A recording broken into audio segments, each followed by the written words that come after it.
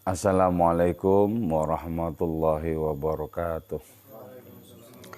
Bismillahirrahmanirrahim. Hamdan wa thana'an laka ya Allah, salatan wa salaman laka ya Habiballah, wa ala alika wa ashabika ya khair halqillah, laka ya Rasulullah, wa li jami'i man ittaba'adinaka ya Habiballah, haqiqatan min ladun Adam la yaumil qiyamah. Wa nakhussu khususan ila hadrat Syekh Muhyiddin Ibn Arabi radhiyallahu lana wa lahumul Fatihah. A'udzu billahi minasyaitonir rajim. Bismillahirrahmanirrahim. Alhamdulillahi rabbil alamin arrahmanir rahim maliki yaumiddin. Iyyaka na'budu wa iyyaka nasta'in ihdinas siratal mustaqim. Siratal ladzina an'amta 'alaihim ghairil maghdubi 'alaihim waladdallin. Amin. Litaqarrubina ila Allah ta'ala limahabbatina ila Rasulillah sallallahu alaihi wasallam li salamatina fid dini wad dunya wal akhirah. Liqadai duyunina liqadai hajatina min hawaijid dunya wal akhirah litaysir arzaqina halalan thayyiban mubarakan katsiran wasi'an. لصحة جسدنا وقلوبنا لشفاء أمراضنا ظاهرا باطنا لدفع البلايا والمحن والفتن والأمراض الأسقام ولمنافعنا لمصالحنا لأهل بيتنا أولادنا ذرياتنا وجوارنا أصدقائنا وجميع المسلمين المسلمات والمؤمنين المؤمنات الأحياء منهم والأموات والعز الإسلام والمسلمين بجودك يا الله بشفاعة نبيك يا الله ببركة أوليائك يا الله بأسرار الفاتحة. أعوذ بالله من الشيطان الرجيم. بسم الله الرحمن الرحيم. الحمد لله رب العالمين الرحمن الرحيم مالك يوم الدين. إياك نعبد وإياك نستعين اهدنا الصراط المستقيم صراط الذين أنعمت عليهم غير المغضوب عليهم ولا الضالين. Amin.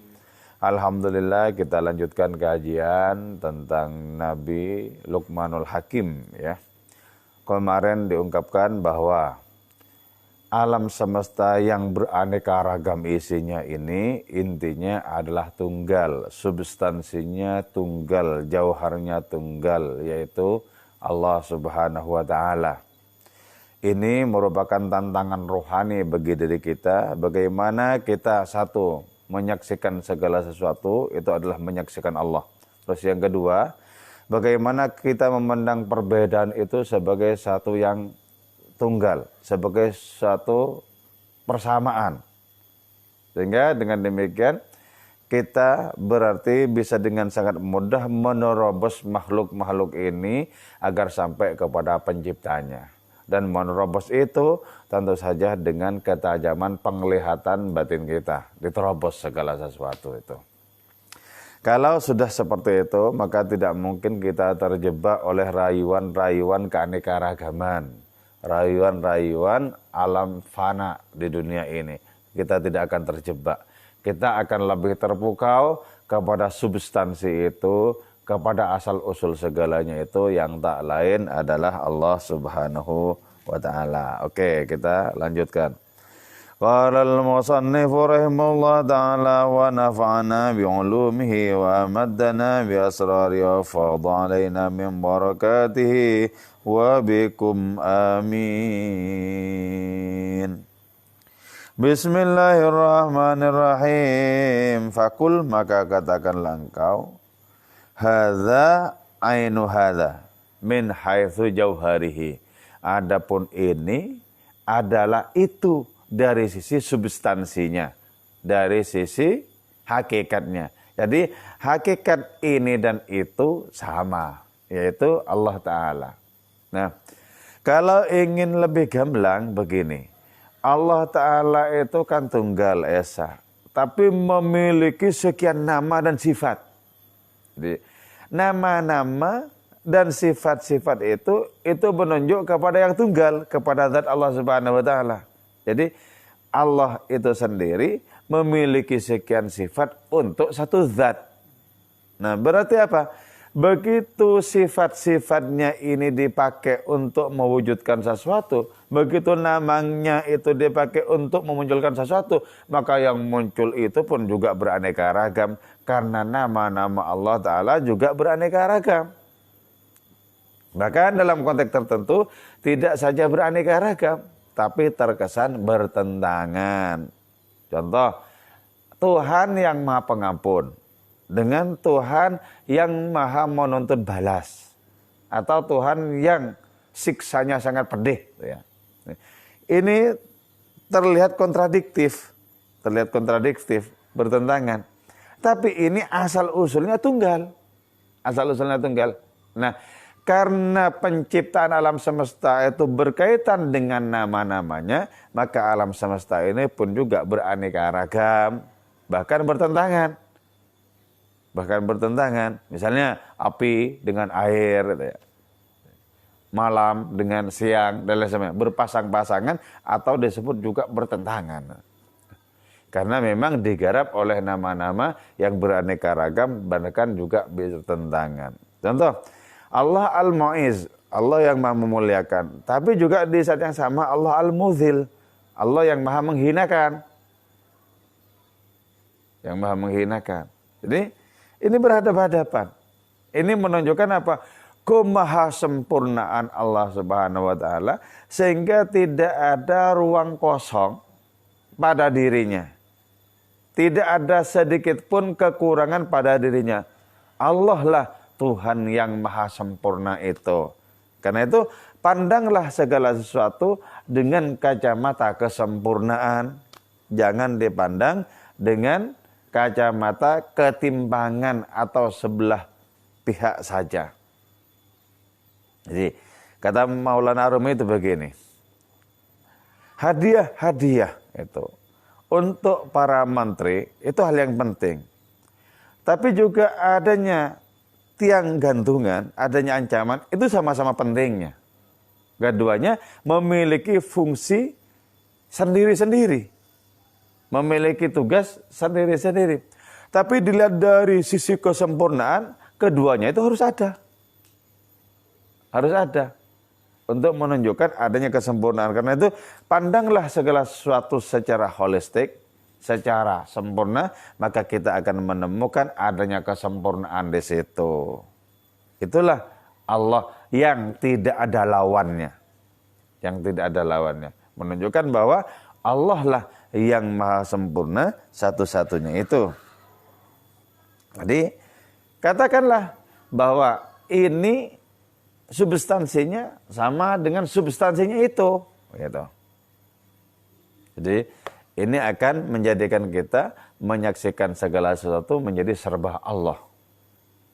Oke, walihada ay lihadzal ittihad fil jauhariyah, karena adanya keesaan di dalam perkara substansi itu, yukhadhu diambil ainul jauhar, apa realitas substansi itu, fi kulli suratin wa mazajin, pada setiap rupa, wa mazajin, dan sifat. Jadi karena itu substansi yang satu ada dalam setiap rupa, ada dalam setiap sifat. Begini aja kok ya. Kalau tidak ada apapun kecuali berasal usul dari Allah, bukankah keanekaragaman apapun itu juga berasal usul dari sana? Berarti kalau keanekaragaman itu adalah permukaan dan substansinya satu, itu yang disebut dengan wahdatul wujud. Satunya wujud, yaitu wujudnya Allah Subhanahu wa taala. Karena itu jangan pandang diri kita sebagai wujud. Jangan pandang. Kata Rabi Adawiyah, wujuduka dzambun la yuqasu alaih. Adamu itu sebuah dosa yang tak teranalogikan dengan apapun. Jadi kita merasakan diri kita ada sebagai ada yang mandiri, sebagai wujud yang berdiri sendiri, itu sebuah dosa. Karena itu kalau ingin memandang diri kita, pandanglah sebagai salah satu tajallinya di antara sekian tajalli Allah Subhanahu wa taala yang lain. Jadi jangan dipandang secara tersendiri sebagai ada, jangan. Jadi harus kita belajar untuk merasakan siapa yang menopang kita, siapa yang memerankan kita. Belajar untuk merasakan itu. Siapa yang menopang, siapa yang sesungguhnya berada di balik wujud kita, di balik aktivitas kita dan lain semacamnya.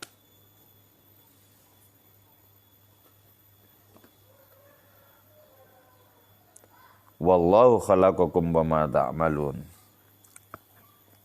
Oke. Fanahnu naqulu, maka adapun kami, fanaqulu maka menyatakan kami, nahnu kami, innahu laisa siwal haq. Innahu sesungguhnya substansi itu laisa ialah tidak ada substansi siwal haq selain Allah Ta'ala yang maha benar. Berarti substansi itu enggak lain Allah itu. Substansi itu Allah. Karena itu curigailah pandangan kita ketika menyaksikan sesuatu kok tidak menemukan Allah. Curigai. Ini pasti ada yang rabun ini. Yalah. Kalau memandang sesuatu kok tak menyaksikan Allah. Pasti itu rabun.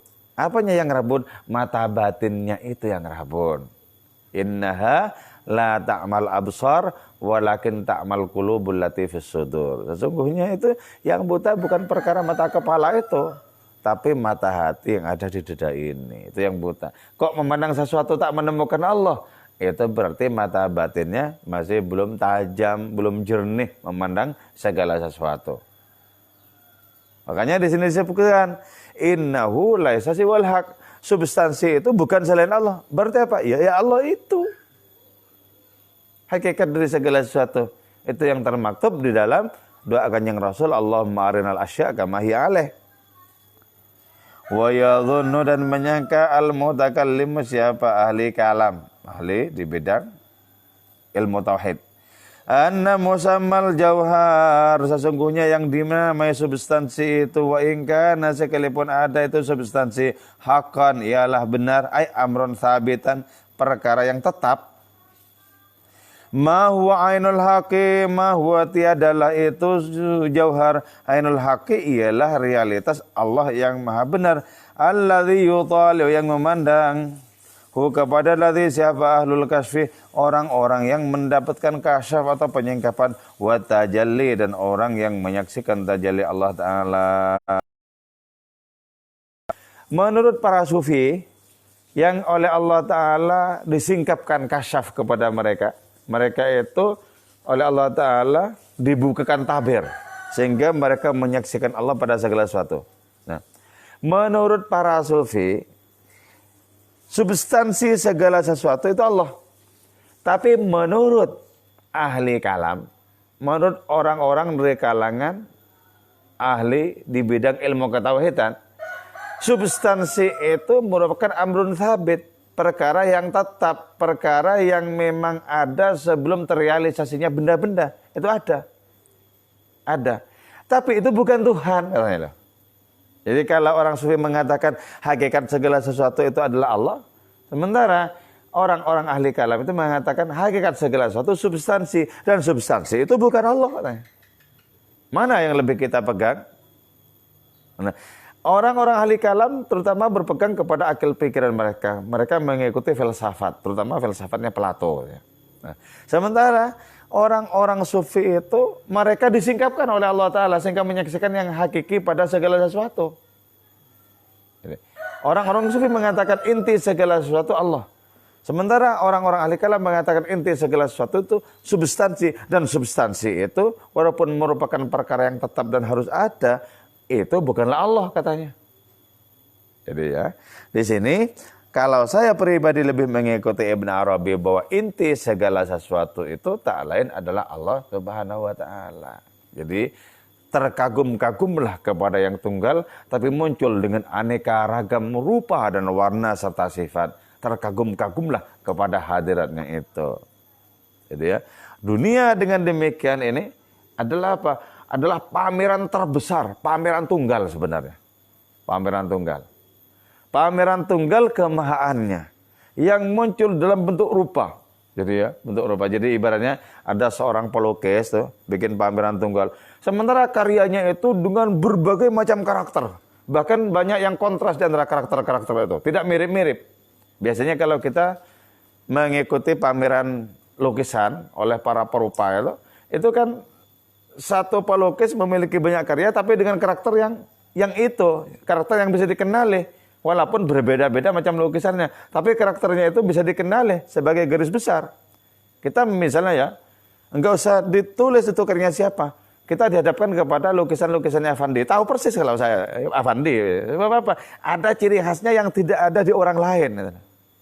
Tidak. Kalau Allah Subhanahu wa taala itu ya bikin karya, munculkan karya beraneka ragam dengan karakter yang tidak saja berbeda tapi kontras, berhadapan-hadapan, bertentangan dan lain semacamnya. Itulah sebabnya ma'rifat kepada Allah Ta'ala itu merupakan karunia yang sangat besar. Artinya apa? Mengenal Allah Ta'ala lewat pameran-pamerannya yang kontras itu, yang beraneka ragam itu. Mengenal Allah Ta'ala. Nah itu artinya apa? Kenal Rabbul Alamin. Kalau mengenal Allah Ta'ala hanya lewat satu jalur, itu mengenal Tuhannya sendiri aja. Man arafa nafsahu faqad arafa rabbahu, kenal Tuhannya sendiri, tak kenal Tuhannya makhluk-makhluk yang lain. Itu tidak mudah, tapi dimungkinkan itu. Jadi ada orang-orang di akhirat yang ketika Allah Ta'ala bertajalli dengan apapun ngerti Allah ini. Ini Allah. Banyak juga di akhirat yang ketika Allah Ta'ala menampakkan diri tidak sesuai dengan apa yang mereka yakini. Mereka katakan ini bukan. Bahkan aku berlindung kepada Allah dari yang di depanku ini. Padahal yang di depannya itu tak lain adalah Allah Subhanahu wa taala. Jadi loh, hebat pameran Allah Ta'ala itu pameran tunggal dengan keanekaragaman yang sampai sekarang tidak bisa orang itu menjumlah tentang seberapa keanekaragaman itu. Gak ada yang bisa. Siapa yang bisa menghitung secara statistik tentang adanya pengejawantan Allah Ta'ala dengan beraneka ragam rupa, warna, dan bentuk serta sifat itu. Itu belum ada. Tapi ini semua isi kehidupan adalah pameran tunggal dari Yang Maha itu. Atau lakon dari sandiwara paling kolosal. Kita diperankan sebagai apa, sebagai apa, sebagai apa. Terimalah peran itu dengan senang hati. Terima peran itu.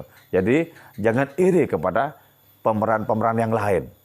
Terimalah peran kita itu dengan senang hati. Ketika kita terima peran kita dengan senang hati, itu apa yang disebut sebagai ridho. Sebagai ridho. Oke ya. Betapa sangat nikmatnya ya menempuh jalan keilahian ini. Sebuah perjalanan yang sangat menyenangkan sebenarnya. Fahadha, maka adapun ini apa? Hadza suryan fil asya, yaitu adanya Allah Ta'ala di dalam segala sesuatu. Kalau bahasa kasarnya, menjalarnya Allah Ta'ala pada segala sesuatu. Hikmatu kauni, ialah hikmah adanya Allah Ta'ala, latifan, ialah Tuhan yang maha lembut. Jadi karena Allah Ta'ala maha lembut, maka tentu saja Allah Ta'ala berada pada segala sesuatu. Tapi pandanglah dengan mata kepala tidak akan pernah kita temukan. Mana coba batunya dipecah, Allah mana? Atau pohonnya itu ditebang, mana Allahnya? Atau langit diarungi, mana gerangan Allah, kan itu. Karena Allah Ta'ala maha lembut, maka tak tersentuh oleh pandangan mata kepala manusia. La tudrikul absar. Jadi mata kepala manusia tidak mungkin bisa mencapai Allah. Gak mungkin. Kenapa? Wahuwal latiful khabir. La tudrikul absar. Wahuwa yudrikul absar. Wahuwal latiful khabir. Jadi gak tersentuh. Jadi itulah hikmahnya Allah disebut Al-Latif sebagai Tuhan yang maha lembut itu. Pegang ini baik-baik. Biar tidak kocar-kacir lagi pandangan kita. Ke sana, ke sini, ke situ. Kocar-kacir lagi. Jadi kalau pandangan kita tertuju kepada keanekaragaman, bingung kita mau fokus kemana. Tapi fokuslah kepada asal-usul keanekaragaman. Kita menemukan Allah Ta'ala yang esa di situ. Jadi jangan terpukau oleh keanekaragaman. Walaupun keanekaragaman itu datangnya dari Allah Ta'ala. Jangan terpukau. Karena itu lebih terpukaulah kepada Allah ketimbang kepada kreasi-kreasinya. Terpukaulah kepada hadiratnya itu. Yang satu saat ya. Syekh Muhammad bin Abdul Jabbar An-Nifari ketika diperkenankan oleh Allah Ta'ala untuk Mi'raj itu. Tentu saja tidak sama dengan kualitas Mi'rajnya Kanjeng Rasul Muhammad SAW. Ketika diperkenankan Mi'raj oleh Allah Ta'ala, terkagum-kagum menyaksikan bagaimana terjadinya kun fayakun itu loh. Kagum. Tidak ada menjadi ada. Kagum. Tidak saja kagum, tapi Allah Ta'ala itu juga memberikan kemampuan kepada beliau untuk juga melaksanakan, menerapkan kun fayakun itu loh. Bisa. Apa yang diinginkan ada. Tertegun lagi kepada kemampuan itu. Ketika tertegun kepada kemampuannya bisa kun fayakun, Allah berfirman kepada beliau, Nifari, ma li hadza khuliqta. Kau tidak diciptakan untuk perkara itu. Terkagum-kagum itu. Naik nih Fahri, itu nggak penting nih Fahri. Gila, jadi. Orang bisa kun fayakun saja nggak penting. Gila. Apalagi cuma merupakan pameran yang aneka ragam dari hadratnya itu. Nggak penting, nggak penting. Lewati. Sekarang sudah bukan waktunya lagi tertegun-tegun kepada makhluk. Bukan waktunya lagi termakan oleh rayuan-rayuan kehidupan. Bukan waktunya. Inilah waktunya kita memasuki jalan rohani kedewasaan, di mana kita menjadi lebih fokus kepada hadiratnya. Jadi jangan termakan oleh rayuan. Betapapun rayuan itu merupakan bunga-bunga kehidupan yang dicipta dengan penuh keindahan oleh Allah Ta'ala sendiri. Sehingga Allah tidak bertanya kepada kita, kau kagum ciptaanku, kagum aku. Kau memburu surgaku apa memburu aku sih? Ini, karena itu lebih tertariklah kepada Allah Ta'ala ketimbang berbagai macam ciptaan yang memang sengaja dibikin indah dan itu merupakan batu-batu ujian. Tsummanata kemudian mensifati itu Luqman waqala dan mengatakan Luqman khabiran. Ya. Innallaha kana latifan khabira. Jadi setelah menyebut Al-Latif, Luqmanul Hakim itu menyebut Al-Khabir. Ya.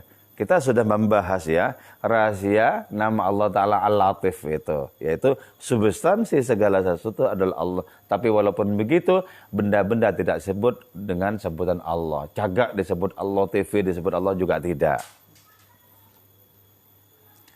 Artinya apa khabir itu? Aliman anikhtibarin. Mengetahui anikhtibarin dari adanya mengalami atau menyelami. Jadi ikhtibar itu begini ya, ikhtibar. Kita menekuni sesuatu, mengalami sesuatu. Nah, ilmu yang diperoleh dari menekuni sesuatu, dari mengalami sesuatu, itu namanya ikhtibar. Khabir adalah yang maha mengetahui dari mengalami dan merasakan itu. Jadi ini beda dengan mengetahui secara berjarak atau mengetahui secara konseptual. Beda. Karena pengetahuan yang nanti subjeknya disebut khabir itu pengetahuan dari mengalami, bukan pengetahuan mutlak. Tapi dari mengalami, yang dalam istilah tasawuf juga disebut dengan ilmu dzauq atau ilmu rasa.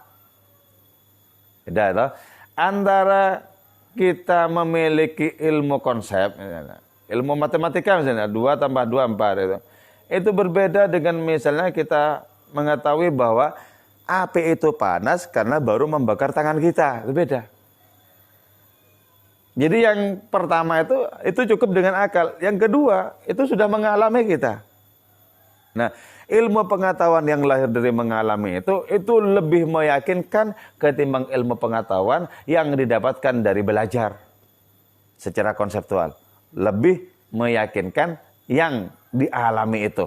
Kenapa? Pengalaman itu lebih dekat kepada kita dibandingkan pengetahuan yang berjarak itu kok. Khabir. Artinya apa? Wa huwa adapun itu ilmu dari ikhtibar itu ya. Al ilmul ikhtibari itu ilmu yang lahir dari adanya mengalami itu. Alladzi dalla alaihi yang menunjukkan kepadanya apa firman Allah Ta'ala wala nabluwannakum hatta na'lamal mujahidin gitu ya. Aku akan menguji kalian sehingga aku mengetahui siapa yang bersungguh-sungguh di antara kalian. Nah, mengetahui di situ itu harus berkaitan dengan adanya kesungguhan orang-orang yang diuji itu. Misalnya ya, aku akan mengujimu sampai aku tahu bahwa engkau itu tulus. Itu maksudnya tahu tadi karena menyaksikan dan merasakan ketulusan itu. Beda dengan misalnya, sebenarnya ilmu Allah Ta'ala itu kan rampung sebelum segala sesuatu sudah rampung. Artinya apa? Allah Ta'ala itu tahu kan memang ini A, B, C. Nasibnya detail itu kan paham. Tapi sebelum orang itu merasakan, itu kan namanya ilmu mutlak. Tapi ketika orang itu sudah merasakan, maka ilmunya Allah Ta'ala itu al-ilmul ikhtibari namanya. Beda. Beda. Makanya ada ungkapan begini ya. Ya Allah, kenapa kok pakai proses bertele-tele ya Allah? Jenengan sudah maha tahu. Langsung saja letakkan yang ahli surga di surga, ahli neraka di neraka. Toh pengetahuan jenengan itu pasti tidak meleset. Kok bertele-tele dibikin sandiwara kehidupan sedemikian lama itu. Generasi berganti generasi terus begitu.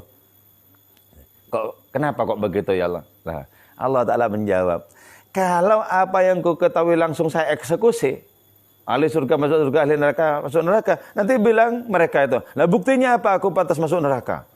Oh aku nggak jahat.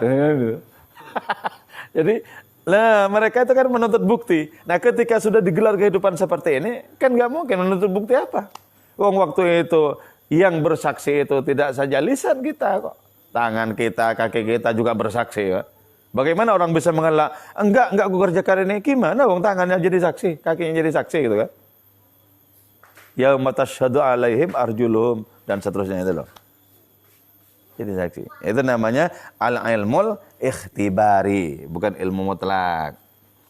Karena itu faja'ala maka menjadikan al-haqqu siapa Allah yang maha benar nafsahu kepada dirinya itu Allah ma'ilmihi beserta mengetahuinya itu Allah bima dengan sesuatu wal amru alaih. Wadapun itu ilmunya Allah al-amru ila perkara alaih atas tuma mustafidan kepada mengambil manfaat faidah ilman terhadap ilmu. Jadi itu ya, makanya Allah Subhanahu wa taala itu dalam konteks seperti ini menjadikan dirinya mengambil manfaat dari ilmu. Ilmu apa? Ilmu yang berkaitan dengan perilaku, dengan pengalaman, dengan tindakan hamba-hambanya. Sebenarnya sebelum orang-orang berdosa, Allah tahu persis akan berdosa. Tapi bukankah ketika orang itu berdosa yang menjadi lebih nyata bahwa orang itu betul-betul berdosa? Dan ini kemudian berefek kepada kedua belah pihak, kepada Allah Subhanahu wa taala juga kepada si pendosa. Si pendosa tidak bisa mengelak kalau begitu. Si pendosa tidak bisa mengelak. Jadi Allah Ta'ala menjadikan dirinya dengan ilmu yang memang sudah mencakup segala sesuatu itu, tapi Allah Ta'ala masih mengambil manfaat, mengambil faedah mustafidan ilman. Dari apa? Dari adanya tindakan-tindakan manusia. Jadi wala nabluwannakum hatta na'lamah gitu ya. Aku akan menguji kalian sehingga aku mengetahui orang-orang yang sungguh-sungguh di antara kalian. Nah, pengetahuan Allah Ta'ala yang al-ikhtibari itu muncul dari adanya orang-orang yang diuji sungguh-sungguh atau tidak. Muncul dari kita yang diuji sungguh-sungguh atau tidak menghadap kepada hadiratnya itu. Nah, munculnya dari situ. Dari situ. Wala yaqdiru ala ingkari ma nassal haqqu alaihi fi haqqi nafsi wala yaqdiru dan tidak kuasa orang ala ingkari ma atas mengingkari suatu nas yang telah menentukan al-haqqu siapa Allah Ta'ala yang maha benar alaihi atas itu ma fi haqqi nafsi dalam dirinya itu Allah Subhanahu wa taala. Jadi enggak bisa kemudian orang itu ingkar kan? Kalau begitu. Mau ingkar gimana wong dialami kok? Apa yang mau diingkari kalau itu dialami oleh dirinya sendiri kan gitu. Enggak, aku enggak makan. Baru saja piringnya belum dicuci. Enggak gimana? Wong kejadiannya itu bisa diputar ulang toh CCTV-nya. Ini apa ini? Jadi enggak bisa diingkari itu. Jadi al-ilmul ikhtibari itu tidak bisa diingkari. Kenapa? Real itu. Orang mengingkari itu sama saja dengan mengingkari perbuatannya sendiri yang memang sudah dirasakan. Enggak mungkin. Fafarraqa ta'ala ma baina ilmi dzaq wal ilmi al-mutlaq. Fafarraqa maka membedakan Allah Ta'ala ma baina ilmi dzaq antara ilmu rasa wal ilmi al-mutlaq dan ilmu mutlak beda. Kalau ilmu mutlak lahir dari adanya pengetahuan, dari penglihatan dan lain semacamnya.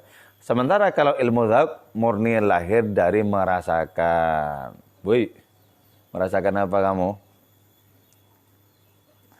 Fa ilmu dzauqi maka adapun ilmu itu rasa muqayyadun ialah ditambatkan bil quwa dengan kekuatan. Jadi ilmu rasa itu ada hubungannya dengan potensi, dengan kekuatan ilmu rasa itu. Kekuatan apa? Kekuatan merasakan itu loh. Hanya orang yang merasakan cinta yang betul-betul punya ilmu cinta. Hanya orang yang merasakan duka yang betul-betul memiliki pengetahuan tentang duka lara. Nah, di dalam hubungan kita dengan Allah Subhanahu wa taala yang diperlukan itu adalah ilmu rasa. Setiap salat kita takbir Allahu Akbar. Tapi sudahkah merasakan akbarnya Allah Ta'ala? Bahwa melep-kelepan tak kira rasain. Sudahkah merasakan akbarnya Allah Ta'ala itu gimana? Loh? Kalau orang merasakan akbarnya Allah Ta'ala pasti tertegun. Terkagum-kagum kepada hadiratnya. Dan kekaguman itu tidak akan rampung. Kenapa? Akbarnya Allah tidak ada batasnya. Akbarnya Allah tidak ada batasnya. Pasti terkagum-kagum. Jadi episode kehidupannya itu diisi dengan kekaguman demi kekaguman. Takjub aku kepadamu ya Allah. Dan takjub ini tidak akan pernah rampung. Karena engkau tidak memiliki batas dan tepi. Takjub aku kepadamu. Wah, hebat ya. Diusahakan ke sana. Ayo diusahakan ke sana. Kenapa? Bikin hati yang setulus-tulusnya. Ayo dibikin seikhlas-ikhlas dalam beribadah. Aku dibikin semangat. Ayo. Walaupun tidak semangat, dipacu. Ayo semangat, ayo semangat. Dipacu. Itu namanya riyadhah, latihan rohani. Jangan dibiarkan tebet-tebet. Jangan dibiarkan cuman loyo, malas, enggak bergairah dalam menghadap kau. Jangan dibiarkan itu. Itu godaan-godaan. Lecut dirimu. Hai, gitu loh. Engkau adalah kuda rohani yang mesti berlari di medan kehidupan ini. Jadi harus gitu, tangkas. Padonggos ruah. Hartono, padonggos itu. Maka pangeran. Cok gunung neng tepet-tepan, aduh. Lep-kelepan. Wah, kekirin gue. Ilmu zauk ya. Wa qad qala ta'ala an nafsihi, dan sungguh telah berfirman siapa Allah Ta'ala an nafsi tentang dirinya, ay akhbara an nafsi, mengabarkan tentang dirinya. Innahu, sesungguhnya Allah Ta'ala ainu quwa abdi, ialah inti dari kekuatan hambanya Allah fi qauli, dalam salah satu firman-Nya dalam hadis qudsi. Apa firman Allah? Kuntu sama'ahu, loh. Aku pendengaran orang itu loh. Hebat toh. Jadi Allah Subhanahu wa Ta'ala itu mengabarkan tentang ilmu zauk dengan menyatakan ketika hambaku mendekat kepadaku dengan amalan nawafil, amalan sunnah, hingga aku mencintainya, maka akulah pendengaran orang itu. Hebat ya. Orang pendengarannya itu Allah. Kalau orang itu pendengarannya Allah Subhanahu wa Ta'ala, tentu saja apa yang didengar itu pun juga Allah. Allah mendengarkan dirinya sendiri lewat perantara telinga si makhluk itu tadi. Makanya ya, ada seorang wali yang saya kagum, yaitu Syekh Abdul Wahab Asy-Sya'rani di Mesir itu. Itu salah satu wali kutub ya. Beliau menulis kitab sangat tebal, judulnya Al-Minanul Kubro. Jadi karunia-karunia agung Allah Ta'ala. Di dalam kitab itu beliau bercerita tentang dirinya. Bercerita tentang dirinya. Misalnya, beliau menyatakan, di antara karunia yang Allah berikan kepadaku adalah, tanya, ketika sudah masuk waktu maghrib, pendengaranku itu makin lama makin peka. Mula-mula aku bisa mendengarkan bisikan-bisikan tetangga. Jadi kalau sudah maghrib itu loh, maghrib, jadi bisa mendengarkan tetangga di sana ngomong apa, sebelah sana ngomong. Padahal tidak mungkin dengan telinga yang lahiriah itu, nggak mungkin. Tapi itu dialami oleh Syekh Abdul Wahab Asy-Sya'rani. Terus makin malam, saya mendengarkan kata-kata dari tetangga-tetangga desa lain itu sudah kedengaran. Makin malam, saya juga mendengarkan orang-orang berbicara di kota-kota yang lain. Makin malam, saya mendengarkan orang-orang berbicara di seluruh negara-negara di dunia katanya. Makin malam, bahkan saya sampai mendengarkan tasbihnya ikan-ikan di lautan. Benar. Itu kalau bukan pendengaran Allah, nggak mungkin itu. Nggak mungkin. Atau seperti para wali yang mengerti tentang detak hati kita. Itu kalau bukan pendengaran Allah, nggak mungkin. Kuntu sama'ahu, firman Allah, aku pendengaran orang itu. Nah, kalau Allah menjadi pendengaran orang itu, bagaimana mungkin Allah itu tidak teliti? Pasti teliti. Dan orang yang mendengarkan dengan pendengaran Allah Ta'ala itu pasti juga teliti. Nah kan seringkali mendengarkan kata-kata sebelum kata-kata itu diungkapkan di lisan sudah didengar duluan. Jadi ya, ini namanya al-ilmul ikhtibari. Kuntu sam'ahu. Aku pendengaran orang itu. Jadi Allah Ta'ala berbicara tentang siapa? Dirinya berkaitan dengan kedekatannya dengan hamba-hambanya itu. Wa huwa quwwatun min quwwal 'abdi wa huwa, adapun itu samau dengan Allah. Kuwatun ialah kekuatan min quwwal 'abdi, dari kekuatan si hamba tadi. Jadi ya Allah menjadi kekuatannya itu loh. Menjadi kekuatannya. Berarti apa? Berarti dengan demikian satu ya. Allah yang Maha Mutlak itu dengan penuh rela, penuh sukacita, penuh dengan ridha, menjadi bagian dari kekuatan hambanya dalam mendengar itu loh. Coba, yang mutlak itu tidak menggunakan gengsi. Yang mutlak itu justru dengan belas kasihnya menjadi bagian di antara aktivitas si hamba tadi, yaitu aktivitas mendengarkan. Bagaimana bisa berproses ke sana? Untuk bisa berproses ke sana, jadikan diri kita Allah maj'alni minal ladzina yastami'unal qawla fayattabi'una ahsana. Ya Allah, tolong jadikan aku termasuk orang-orang yang mendengarkan kata-kata dan mengambil yang terbaik dari kata-kata itu. Jadi karena itu pakai untuk mendengarkan yang baik, jangan dipakai untuk mendengarkan ucapan-ucapan yang serong, bengkok dan lain semacamnya. Pakai. Nanti lama-lama dengan demikian dipakai oleh Allah Ta'ala untuk lebih peka, lebih tajam lagi. Karena itu pada suatu saat ya, pendengaran manusia itu bisa memiliki kekuatan penglihatan. Artinya begini ya, bisakah melihat telingamu itu? Atau kebalikannya ya, apakah penglihatanmu itu bisa mendengarkan? Di kalangan para sufi itu terjadi itu. Jadi mendengarkan suara tek, langsung bisa menyaksikan rupanya seperti apa. Atau menyaksikan rupa suaranya seperti apa. Contoh konkret lah ya, contoh konkret begini. Bagaimana sesuatu yang dilihat itu bersuara. Dan saya meletakkan sampah pakai ember di bawah pohon rambutan sana. Itu bersuara. Ambil aku, bakar aku. Itu bersuara. Jadi apa? Yang dilihat itu bersuara. Itu kalau peka, kalau nggak peka, ya nunggu disuruh. Nggak peka namanya, lewat saja nunggu disuruh. Berarti apa? Nggak mendengarkan suaranya sampah di ember itu. Itu berarti apa? Penglihatan itu bisa melahirkan adanya pendengaran. Kalau istilah Maulana Rumi, kalau halamanmu sudah lebat dengan rumput dan disodorkan kepadamu cangkul, itu artinya cangkul itu berbicara. Pakailah aku untuk membersihkan halamanmu, gitu loh. Rumput halaman lebat tidak karu-karuan misalnya. Terus di situ ada cangkul, berarti nggak bisa mendengarkan kata-kata cangkul itu lihat penglihatannya. Berarti kan nggak peka itu. Jadi kalau apa-apa disuruh nggak peka itu. Kalau kepada hal-hal yang konkret seperti itu nggak peka, apalagi menyaksikan Allah Ta'ala al-Latif, bagaimana mungkin bisa peka kan itu? Kepada yang ceto, welo-welo, yang sangat gamblang nggak peka, apalagi kepada yang Allah al-Latif, Allah yang maha lembut, makin tidak peka. Jadi inilah pelajaran-pelajaran di dalam kehidupan. Wa basarahu, aku adalah penglihatan itu hamba. Langsung Allah Ta'ala tampil menjadi garda depan kita di dalam melihat.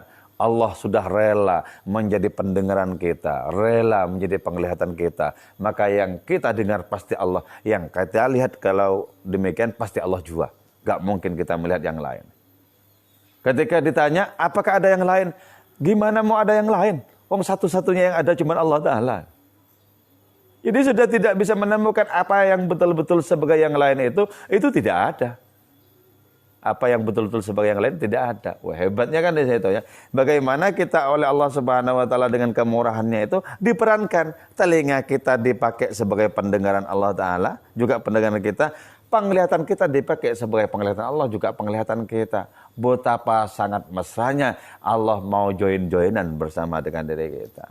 Itulah sebabnya kenapa untuk konteks Kanjeng Rasul Muhammad SAW Allah Ta'ala sampai berbagi nama.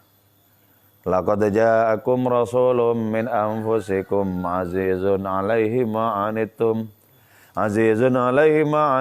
harisun 'alaikum bil mu'minina raufur rahim. Di sini ya Al-Aziz nama Allah Ta'ala sebenarnya, tapi di ayat ini nama Kanjeng Rasul Muhammad SAW. Ar-Rauf dan Ar-Rahim Itu nama Allah dalam Asmaul Husna. Tapi dalam ayat ini itu nama Kanjeng Rasul. Dari saking akrabnya ya, menyatu dalam tanda kutip sampai satu nama untuk dua. Nah, sama kan? Satu telinga untuk dua pendengaran. Pendengaran Allah, pendengaran kita. Satu pandangan untuk dua. Pandangan Allah Ta'ala dan pandangan kita. Itu kalau kita terpilih menjadi kekasih Allah Ta'ala itu tadi. Jadi enggak tanggung-tanggung. Coba apa ada yang lebih membahagiakan ketika Allah Ta'ala terlibat dalam diri kita dengan penuh kemesraan itu. Enggak ada yang lebih agung dari itu. Karena itu berusahalah untuk semakin memperkecil hasrat kepada yang lain. Tekan. Sehingga nanti pada saatnya hasrat kita total untuk hadiratnya itu. Faya Rabbi bisadati tahaqqaq li isyarati. Asa ta'ti bisyarati wa yasfu waqtuna lillah. Wa yasfu waqtuna lillah itu utuh, murni, bersih waktu kita untuk Allah. Nah, itu loh. Jadi di situ Allah Ta'ala memerankan kekuatan-kekuatan di dalam diri kita. Hebat itu. Diangkat derajatnya orang seperti itu. Bagaimana mungkin tidak? Orang sudah disentuh oleh kemurahan Allah, oleh kemuliaannya. Pasti mulia. Orang yang disentuh dengan kemuliaannya itu. Walisanahu. Allah menjadi lisannya. Alladzi yantiqu bihi. Yang dipakai untuk berbicara. Karena itu Allah memberikan stempel. Ketika menyatakan wa ma yantiqu anil hawa. Nabi itu tidak berbicara berdasarkan hawa nafsu. Enggak. Itu pengakuan dari Allah Ta'ala. Kenapa? Karena lisannya adalah lisannya Allah. Tapi jangan sampai digambarkan seperti apa, kayak apa. Enggak ada seperti apa, kayak apa. Misalnya begini ya. Lisannya Allah seperti apa? Enggak ada seperti. Laisa kamitslihi syai'. Jadi substansi lisan Nabi itu adalah lisannya Allah Subhanahu wa Ta'ala. Jadi walisanahu, Allah menjadi lisannya orang yang dicintai itu.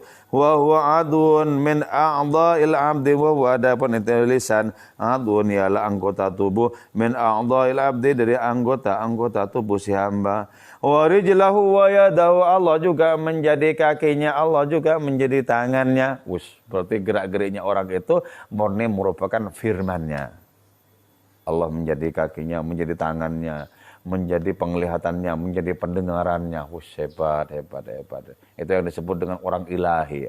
Karena itu kepada orang seperti itu Allah menakdirkan adanya kemampuan yang adikodrati, kemampuan yang di atas rata-rata. Sangat menakjubkan. Kita berbincang dan menyelami karomah para wali itu sangat menakjubkan lah ya.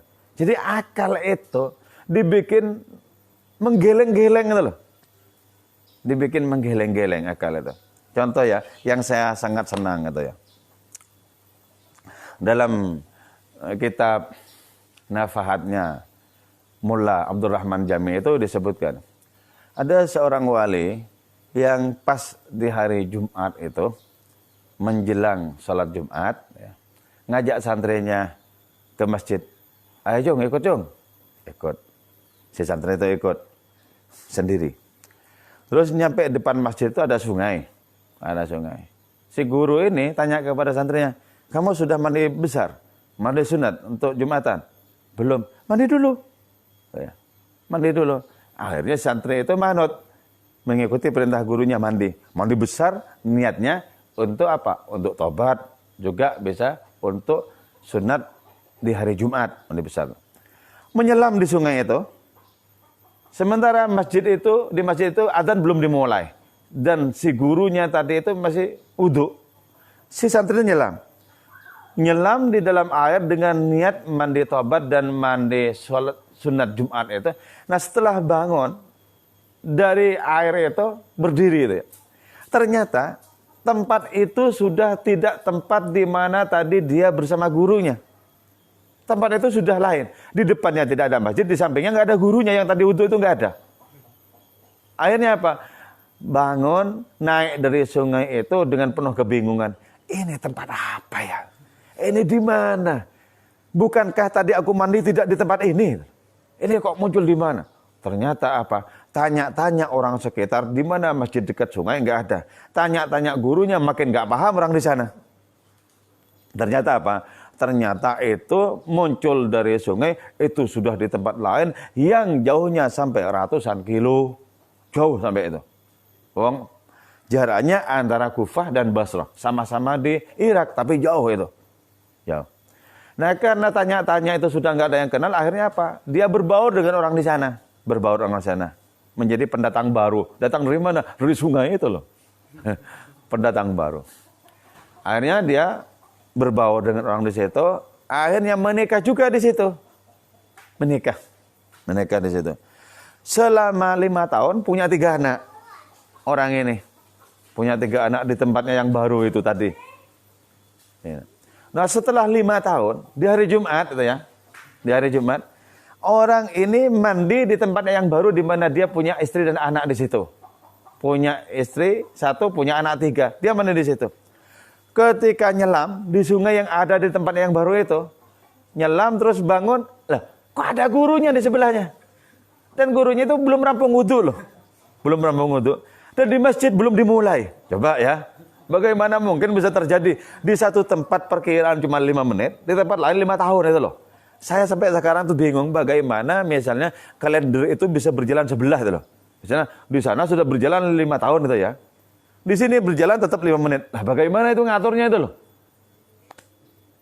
Masa di sana lebih lama, lebih cepat tahunnya 5 tahun, di sini tetap gitu kan? Kan nggak masuk akal itu. Nggak masuk akal. Misalnya di Madura sudah tahun 2025. Nah, di Jogja kok tahun 2020? Gimana maksudnya ini kan? Loh, makin nggak masuk akal itu loh.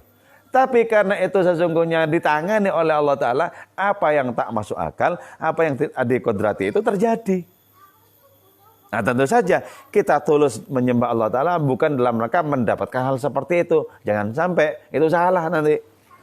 Rajin pikiran, bangun malam, rajin puasa, Daud, Senin, Kamis, dan lain semacamnya. Kalau sekarang ini Ramadan, rajin macam-macam hanya untuk mendapatkan korma seperti itu. Itu sudah serong. Jangan pernah itu menjadi keinginan, menjadi cita-cita. Jangan. Ikhlaslah dalam menyembah Allah Subhanahu wa Ta'ala sampai merasakan kenikmatannya itu. Bahkan sampai kita dipakai oleh Allah Ta'ala dalam mengerjakan sejumlah kebaikan. Itu juga rahasianya. Kenapa? Ya. Orang wali itu bisa menekuni berbagai macam kebaikan di tempat yang berbeda-beda pada waktu yang sama. Itu rahasianya. Itu yang oleh Ibn Arabi disebut tajassud. Artinya apa?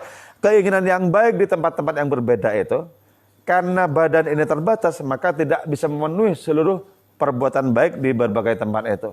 Tapi dia saking kuatnya ingin memenuhi perbuatan baik itu, maka Allah Ta'ala memunculkan di tempat yang berbeda-beda itu. Itu namanya tajassud, konsepnya Ibn Arabi. Yaitu kemunculan jasad karena disebabkan oleh kuatnya keinginan untuk mengerjakan kebaikan.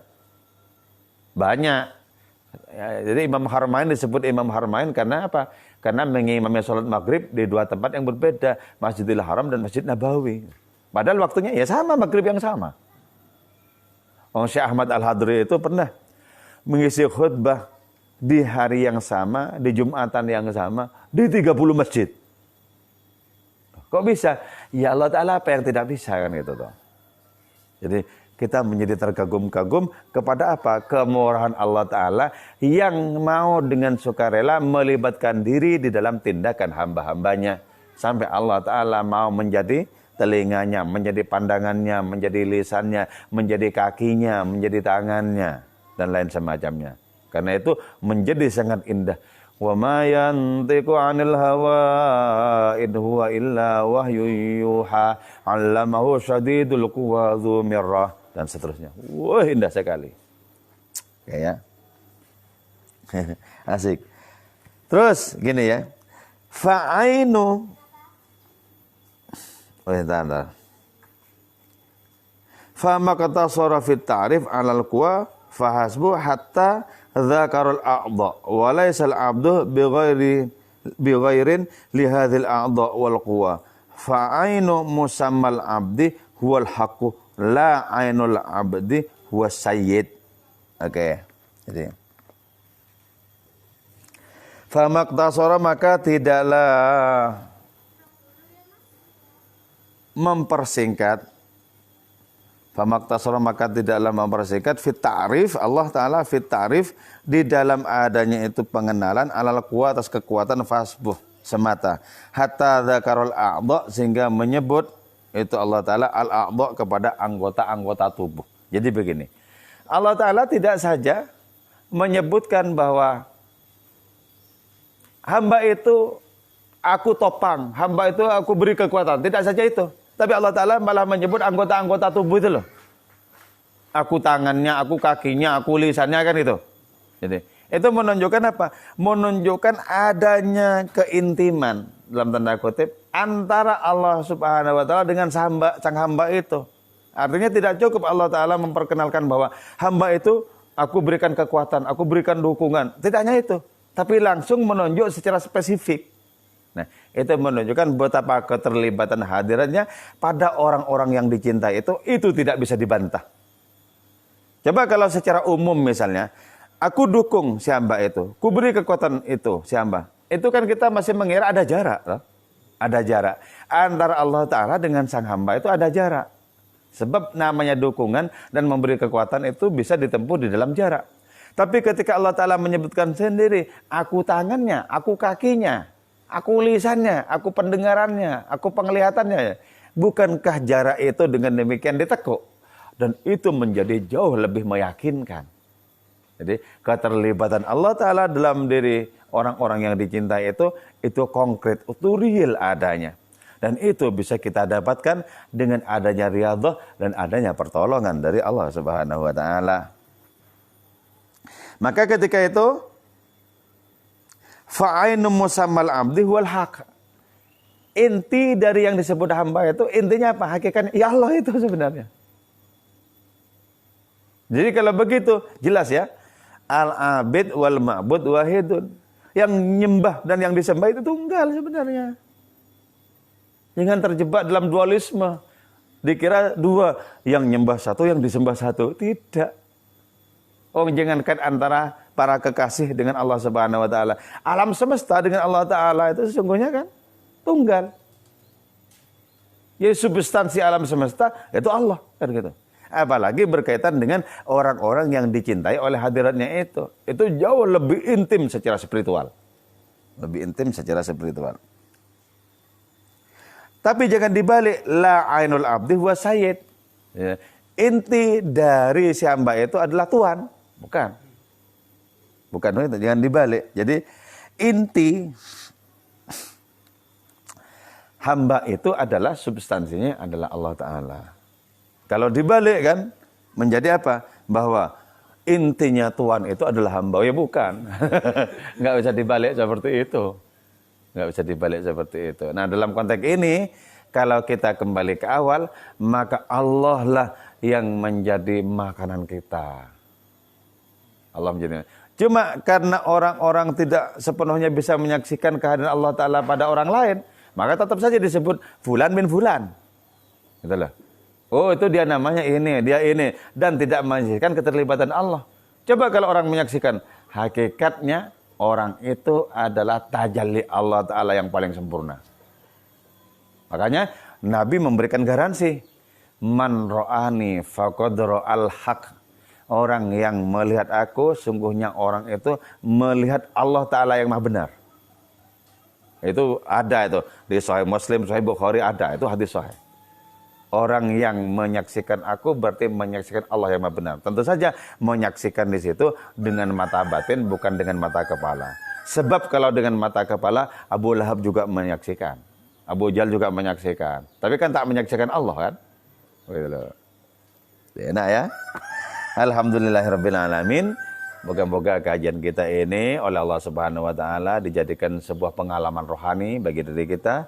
Dan kita semakin bertambah umur, semakin dewasa secara rohani, dan semakin tertambat kepada hadiratnya.